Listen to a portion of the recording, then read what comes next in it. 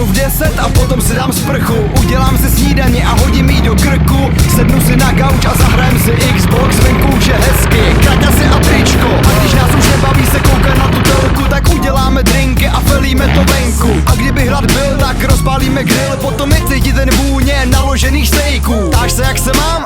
Já se mám nejlíp, ležím s drinkem u bazénu ve slunečních brejlích. Nejmíň 1 000 000 stupňů na mě teď paří. Voda už je horká tak, že se skoro vaří. V tu chvíli mě nezajímá nic. V tu chvíli jsem jenom já a drink. Taky mi v tu chvíli začínají volat kamarádi. Tak to zvedám a říkám: dáme party.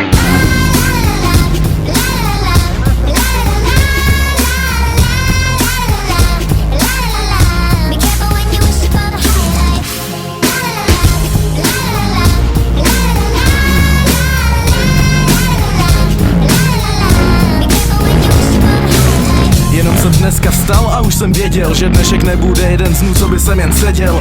A tak se zvedám, volal mi Regine, já to zmeškám, beru triko a rychle běžím. Na 3. hodinu už stojím u vchodu, natěšený jako dítě na tenhle den, ze kterýho nebude moc vzpomínek a probuzení s otázkou, jestli to nebyl sen.